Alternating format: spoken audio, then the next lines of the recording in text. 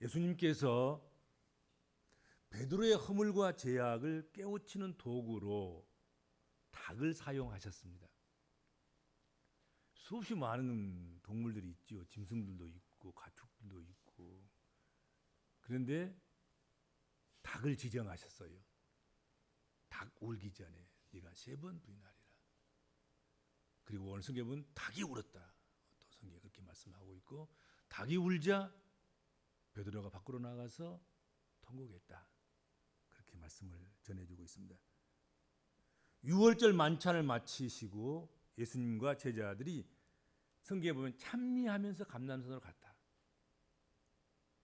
유월절 만찬, 성만찬을 하시고 그리고 그 다락에서 나오셔서 감람산으로 찬미하면서 가셨습니다. 가는 길이 결코 평탄한 길이 아니었죠.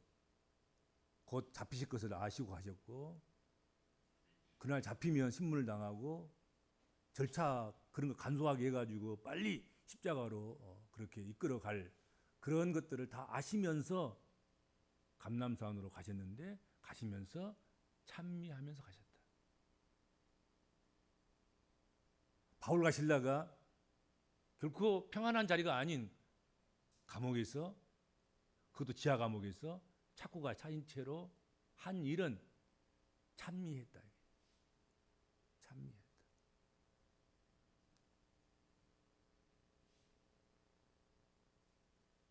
그렇게 예수님과 제자들이 찬미하면서 감람산으로 가는 그 과정에서, 그 중에 가시는 중에 예수께서 제자들에게 말씀을 툭 던지셨습니다. 지나가는 말처럼 그렇게 툭 던지신 거지요. 오늘 밤에 너희가 다 나를 버리리라. 성경에 기록되어져 있는데, 기록된 바 내가 목자를 치리니 양의 떼가 흩어지리라 하였느니라 하고, 그렇게 앞으로 될 일을 툭 던져서 이런 일이 있으리라 하고 예고를 하셨고 마음 준비를 시키셨다 하는 거지요. 그러자 베드로가 예수께서 그렇게 말씀하신 것이, 주님의 그렇게 말씀하심이 마음에 안 들었던 것 같아요. 못마땅했던 것 같아요. 그래서 툭 나선 거예요. 주님, 모두 주를 버릴지라도 나는 결코 주님을 버리지 않겠습니다. 그런 말씀을 하십니까? 나 여기 있잖아, 여기 있잖아, 여기 예수님 끝까지 지킬 사람 여기 있는데 왜 그렇게 말씀하셔요? 다 주를 버릴지라도 저는 결코 주님을 버리지 않겠습니다 하고 아주 쐐기를 박듯이, 못을 박듯이 장담을 한 거예요. 보십시오, 나 절대로 예수님 부인하지 않습니다. 다른 사람이 다 그럴지라도 나는 절대로 그런 일이 없을 것입니다.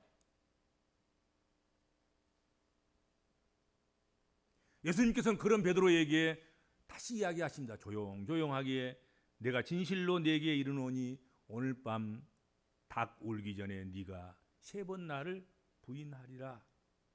아주 더 구체적으로 이번에는 그냥 부인한다는 게 아니라 닭 울기 전에 사인이 있다. 사인. 닭이 운다. 그 전에 3번씩이나 구체적으로 나를 모른다고 부인하게 될 것이다 하고 하나하나 짚어주신 거지요. 3번 부인하고 그 다음에 닭이 울면 예수께서 말씀하신 그 말씀이 생각나게 하시고, 그렇게 이제 설정을 하신 거지요.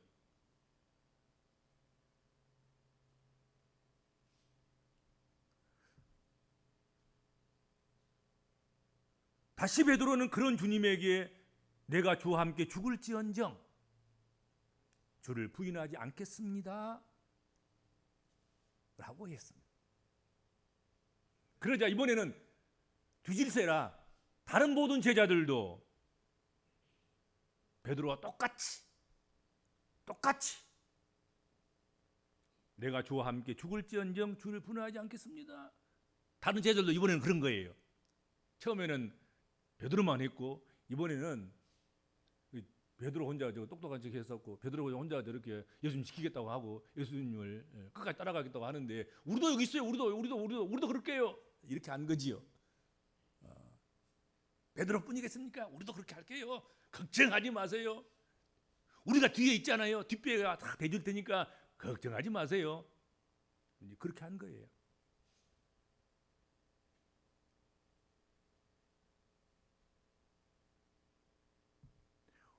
그러나 정작 주님이 잡혀가셨습니다. 정작 주님이 잡혀가신 그날 밤에 베드로나 제자들은 그들이 장담했던 대로 한 사람도 지킨 사람이 없습니다. 한 사람도 그들이 장담했던 것대로 한 사람이 없습니다. 예수님이 예고하신 대로 되었음을 복음서가 기록하고 있다 하는 것입니다. 그렇죠? 베드로와 제자들 사람들의 장담대로 된 것이 아니라 예수께서 말씀하신 대로 된 거예요. 이게 사람들의 장담이 얼마나 허무한 것인가, 우리 인생의 결심이라는 게 얼마나 조석변하는 것인가. 조금만 위험하면, 조금만 어려우면, 조금만 조여들면 얼마든지 내 결심은 무너지고 내 장담은 허무하게 바람에 날려가 버린단 말이지.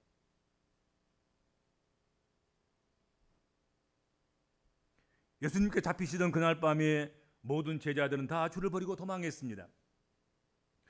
그리고 성경에 보면 베드로는 그 결말을 보고자 하는 심정으로 예수님을 잡아 끌고 가는 무리들과 거리를 멀찌감치 뛰어서 그리고 한 걸음 한 걸음 따라가서 대제사장 가야바의 공간, 집 바로 깥뜰 안으로 들어간 것이 아니라 바깥 뜰에 앉아 있었다 하는 것이지요.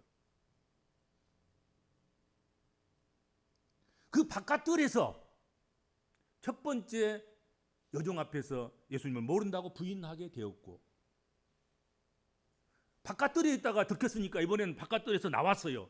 피해서 앞문까지 나온 거예요. 출입문까지 나와서 거기서 또 두 번째로 다른 여종에게 예수님을 모른다고 부인했고, 그리고 조금 후에 곁에 있었던 사람들에게 성경에 보면 저주하고 맹세까지 하면서 나는 그 사람을 알지 못하노라 하고 부인했다는 거지.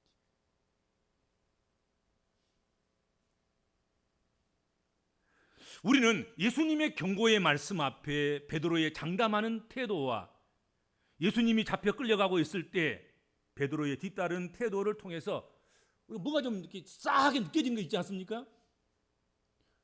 예수님께서 그러다면 그런 줄 알아야지. 자기가 뭔데 또 막 나서서 막 손에 장을 지지겠습니다. 나 그런 일은 절대 안 합니다. 못 합니다. 있을 수 없는 일입니다. 나를 못 믿어요. 막 이런 거지 한 거잖아요.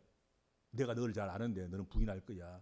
그런데도 불구하고 아멘, 그럴 수 있어요. 주님 어떻게 할까요? 이래야 되는데 이게 느낌이 안 좋아. 그냥 저 베드로가 저렇게 하면 안 되는데 예수께서 뭔가 짚힌 것이 있으니까 저렇게 말씀하신 건데 그렇잖아요. 그리고 또 다른 제자가 도망가 버리고 베드로 혼자 눈치 봐가면서 지금 결말을 보려고 했단 말이야. 결말 어떻게 되는가 보자. 예수께서 그냥 큰 능력을 행사하셔서 그냥 대제사장들, 그냥 그 군병들, 수비병들 뭐 이런 것들을 다 한꺼번에 다 처단하시고 막 승리하시고 막 혹시 그러면 나 여기 있어요 그럴지도 모르지요. 아무튼 어떻게 기회를 보는 거지. 지금 결말을 보려고 어떻게 되는가 보자고 보고 숨어서 지금 뒤따라가는 거죠. 그렇죠. 그런 모습을 보면 저러면 안 되는데 저러다가는 위험한데 하는 생각을 우리가 해보게 된다 하는 것이죠. 성경을 읽으면서 그런 느낌이 와요. 당장 딱 오지 않아요. 그렇죠. 절대 나는, 만약 예수님께서 나에게 너 나 부인할 거야, 다국일 3번 나를 부인할 거야, 거기까지 구체적으로 그렇게 말씀하신다고 하면 내 마음은 안 그러더라도 내가 아주 긴박한 상황 속에 들어갈 때, 생명이 위급한 상황 속에 들어갈 때 예수님 말씀 맞을 수도 있겠다. 그러면 예수님 도와주세요. 피할 길을 열어주세요. 어떻게 좀 해주시어요. 어떻게 하면 이 덫이 안 걸리겠습니까? 하고 나서는 게 바른 것이 아니겠습니까? 정상이 아니겠습니까? 그렇죠. 근데 그렇게 안 한 거예요. 절대로 그런 일 없습니다. 한번 그런 거 한번 보세요. 지켜보세요. 아무튼 뭐 내기할까요? 막 이런 거지. 끝까지 예수님의 말씀에 동의하지 않아요. 나는 안 그러겠습니다. 나는 절대 그럴 일 없어요. 거기에 맹점이 있는 거지요. 그렇죠? 거기에 위험성이 있는 거예요. 저러다가는 예수께서 뭔가 보시고 아시고 그렇게 느끼셨으니까 그 예언적인 상상력 가지고 주께서 말씀하신 건데 그것을 부인해 버린다고 하면 예수님은 그러면 거짓말 하는 것이냔 말이지. 예수님이 더 잘 아실 텐데. 그러면 예수의 말씀에 수긍이 안 가. 지금은 마음은 그렇지 않더라도 그럴 가능성이 있다고 보시고 그렇게 하셨으니 주여 피할 길을 열어 주옵소서. 어떻게 도와주실 수 있는 방법은 없습니까? 나는 이건 작정하기는 마음으로는 내가 안 그런데 혹시 그럴 수 있을지도 모르겠어요. 주님. 그러더라도 주님 나 섭섭하게 생각하지 마세요. 그래야 맞지 않아요. 그렇죠? 장담할 게 아니더라고. 사람이란 게. 사람이 장담할 것이 아니야. 사람은 장담할 존재가 못 돼. 그런 그릇이 안 돼. 실수 안 한다 그래가지고 실수하기도 하고 죄 안 진다 그래가지고 또 죄 짓기도 하고 안다 그래서 그래갖고 모르기도 하고 모른다 그래가지고도 또 알기도 하고 그게 인생인 거예요. 그러니까 주께서 말씀하시면 내가 지금 현재 상태로는 접수할 수 없고 이해가 안 되고 그런다 하더라도 주께서 그렇게 말씀하시오니 주의 말씀이 옳겠습니다. 주의 말씀대로 될 텐데 그러면 어떻게 하면 좋겠습니까? 뭐 그래야 되겠지 않겠습니까? 그렇다면 이 뒤에 나오는 말씀 멀찌감치 쫓아가면서 어떻게 결말을 봐가지고 어떻게 눈치 봐가지고 어떻게 해보려는 그런 태도만 고쳤어도 부인하지 않을 수도 있을 것이고 그렇죠. 어떻게 무슨 문제가 해결될 수 있는 방법도 열렸을 텐데 그러지 않았기 때문에 결국은 멀찌감치 쫓아가다가 바깥들에 있다가 결국은 여종의 질문에 예수 모른다고 부인하고 또 부인하고 저주까지 하고 맹세까지 하면서 또 부인하는 그런 일들을 하게 된 것이다 하는 것이죠.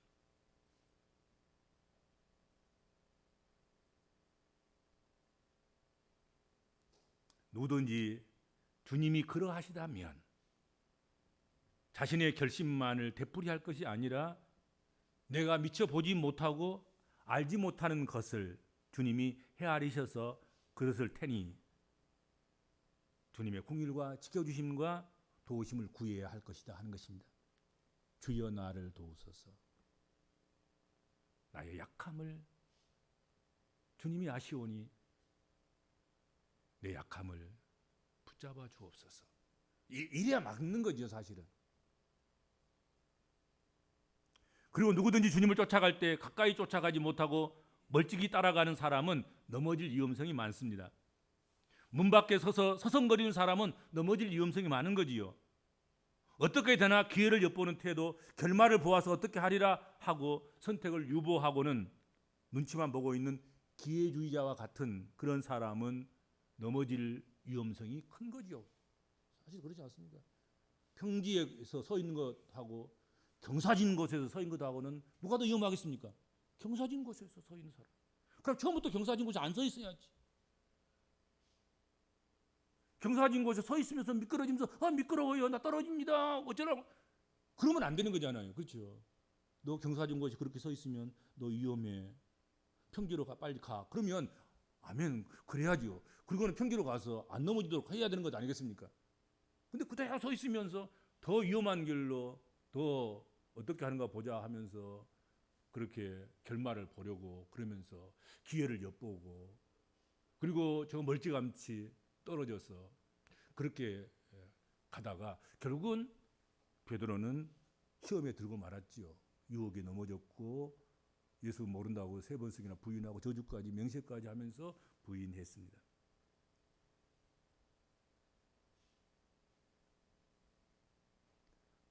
살든지 죽든지 우리는 가까이 주님을 따라가야 합니다. 그리고 즐거이 주님을 따라가야 할 것입니다. 기쁨으로 따라가야 합니다.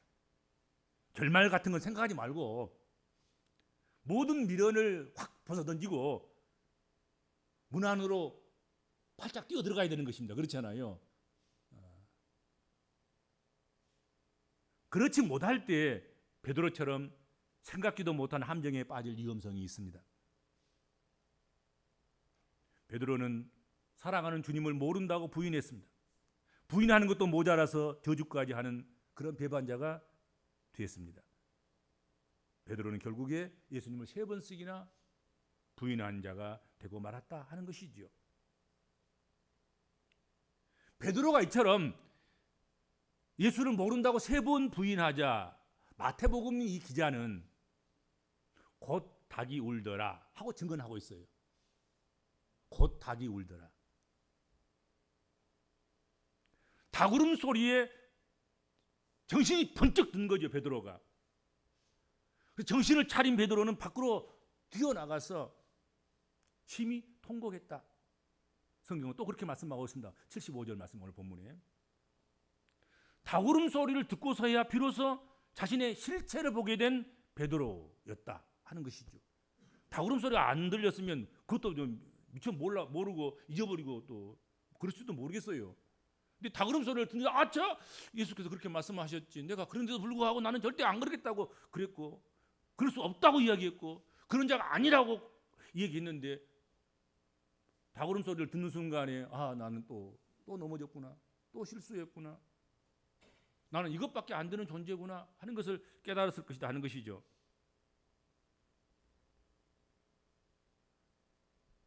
자신이 지금까지 보지 못했던 것을 닭울음 소리를 통해서 볼 수 있게 됐다 하는 것이지요. 지금까지 자신이 대단히 용기 있는 사람으로 생각했을 거라고 생각합니다. 누구보다 예수님을 더 사랑한다고 생각했을 것입니다. 그러나 닭울음 소리를 듣는 순간 자신이 가장 허약하고 부족한 사람으로 자각하게 되었을 것이다. 그런 생각을 하게 됩니다. 닭울음 소리가 큰 일을 한 거예요.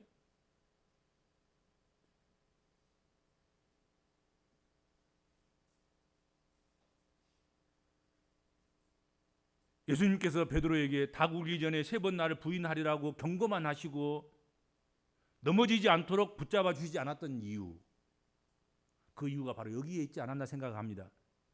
베드로는 당당했고 교만까지 했습니다. 자기가 제일인 줄 알았습니다.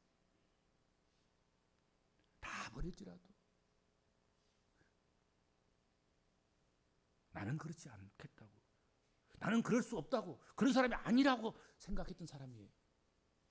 11명 저것들은 다 예수 모른다고 할 사람들이야. 그러나 나는 안 그런다니까. 난 틀림없이 나는 예수 지킬 사람이에요 하고 자고하고 자만했던 거지요. 그렇죠. 베드로를 넘어지도록 버려두신 이유가 바로 이 자고하고 교만한 마음이 깨지기를 원하셨기 때문이 아닌가 감히 미루어 짐작할 수 있겠다는 거지요. 예수께서 방법이 없었겠습니까? 예수께서 수단이 없었겠습니까? 예수의 손에 빠지면 예수께서 못 끊어주시겠습니까?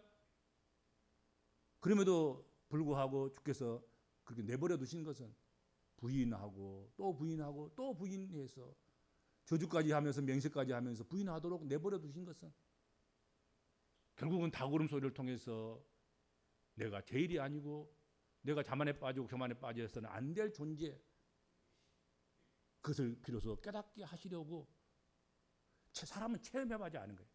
자기가 당해봐야 아는 것이고 자기가 그 자리에 있어봐야 아는 거예요. 베드로가 이런 자리에 안 있을 때는 베드로가 항상 1등이죠. 베드로는 항상 수제자 1등 잘한다는 소리만 들었어요. 그리고 또 듣고 싶은 거예요. 지금도. 그러나 이 사건을 통해서 부끄러움을 지니게 되었고 실수도 할 수 있고 자신이 꼴등도 할 수 있고 심지어는 배반도 할 수 있는 그런 자신임을 발견한 거예요. 베드로가 언제 이렇게 이런 꼴등함을 해봤겠습니까? 항상 예수 곁에 3사람 중에 한 사람 반드시 베드로가 우선, 그렇죠?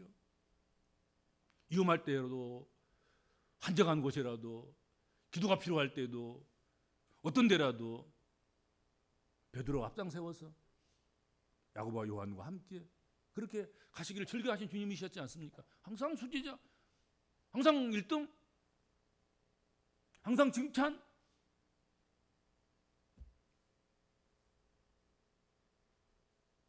그러나 이 사건을 통해서 꼴등도 할 수도 있고 심지어는 배반할 수도 있는 자신을 발견하는 거예요. 베드로가. 아, 나도 이것밖에 안 되는 거구나. 그래서 이후로는 자신의 육정을 신뢰하지 않고 오직 나사렛 예수를 의지하고 살게 되었을 것이다. 그렇게 우리가 예상해 볼 수 있겠다 하는 것입니다. 그렇죠. 이게 나중에 베드로가 십자가를 거꾸로 지고 갔다 그런 얘기도 있고 그렇게 순교했다고 그렇게 이야기하고 있지 않습니까? 이런 경험을 통해서 그가 그렇게 할 수도 있었던 거예요. 또 여기서 그렇지 않고 내가 1등이다, 내가 수제자다, 나는 꼴등할 수 없는 사람, 나는 항상 영광 받는 사람 그렇게 했다고 하면 아마도 순교지에서 이런 도망치는 역사, 배반하고 배신하고 그런 자로 베드로가 세워졌을지도 모르겠어. 그렇게 세워졌을지도 모르겠지요. 근데 여기서 미리서 닭울음소리 앞에서 자신의 실체를 보는 거죠. 그래서 다시는 이와 같은 일을 하지 않도록 그렇게 세워지게 되었다 하는 것이죠. 베드로는 그 닭울음소리와 함께 통회하는 모습을 보이고 있습니다. 밖에 나가서 심히 통곡했다는 것이죠. 아, 내가 그때 주 앞에 무릎을 확 피가 나도록 꿇고 주여, 내가 주께서 말씀하신 대로 주의를 부인한다고 하면 얼마나 부끄러운 존재입니까? 그렇게 되지 않게 해 주옵소서. 그 길을 피할 수 있게 하여 주시고 닥치면 이길 수 있게 하여 주옵소서. 뭔가 좀 어떻게 좀 해보세요. 뭐 사정이라도 했을 텐데, 그렇죠? 근데 그렇게 안 했더니 결국은 닭 울기 전에 3번 부인했고, 그리고 닭이 울자 그 생각이 나는 거잖아요. 나는 실패자구나. 장담 말하고 큰 소리만 치다가 결국은 이렇게 됐구나. 그리고 나가서 통곡했다 하는 것이죠.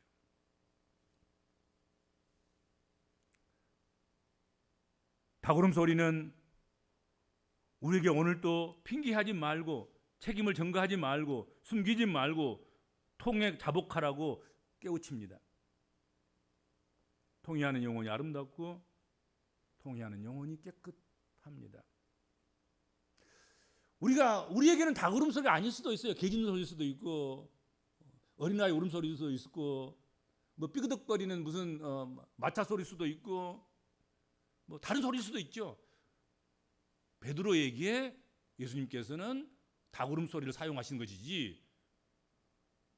여러분 오늘도 지금 계속해서 지금 우리에게 지금 뭔가 네가 이거 울기 전에 3번 나를 부인하리라 그렇게 지금 말씀하고 있어도 우리가 못 알아먹고 지금 닭 울음소리가 아니기 때문에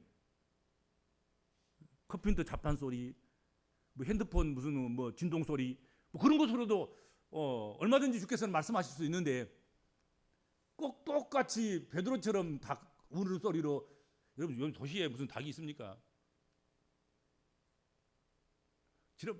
필리핀 선교 가니까 필리핀 거기 집집마다 닭을 키우더만 거기는 또 그리고 닭을 그냥 안 키워 보니까 한 마리씩 다리에다 묶어가지고 이렇게 줄을 해가지고 높은 만큼 이렇게 뭘 만들어서 거기다 올려놓고 닭을 키우더라고 보니까 닭이 늘 울어서 잠도 못 자고 뭐 그랬던 기억이 나는데 근데 여러분 도시에 무슨 닭이 있습니까? 시골이나 있고 못 산 나라나 닭을 키우는 것이지. 닭 울음소리가 아닐 수도 있어요. 여러분들에게는. 여러분의 집에 가장 친근한 것으로 그것이 울기 전에 너가 나를 3번 부인하리라 그럴 수도 있는 거지요. 그렇죠? 정말로 우리가 하나님 앞에서 주님 앞에서 믿음 생활하면서 어떤 소리를 통해서 나를 깨우치실 때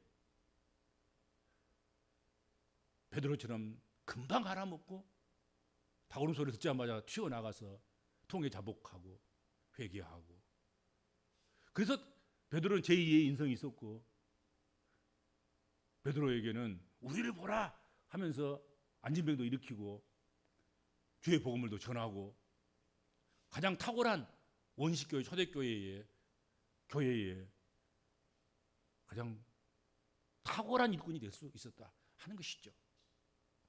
그래서 우리에게 들려오는 여러분 다구름 소리 아니 그 어떤 소리 그것을 놓치지 않기를 여러분 부탁합니다. 축복합니다.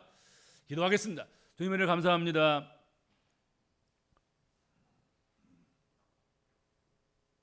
우리가 우리를 아는 것보다도 주님은 우리를 더 세밀히 아주 섬세하게 모르신 것이 없이 다 아시는 주님이신 줄로 믿습니다. 무엇보다 우리의 약함, 부족함, 감춰진 쇠약함과 그 모든 그런 것들조차도 주님이 우리보다 더 잘 아시는 주님이신 줄로 믿습니다. 주께서 우리에게 말씀하실 때 그 훈계, 그 징계, 그 경고, 그 견책, 그 교훈, 그 가르침을 겸손히 인정하고 받아들이는 저희들 되게 하여 주시고 그래서 늘 생명샘이 넘치는 그런 풍성한 그런 믿음의 삶을 살아가는 우리 모든 믿음의 권속들이 되게 하여 주옵소서. 예수님의 이름으로 간절히 기도하옵나이다. 아멘.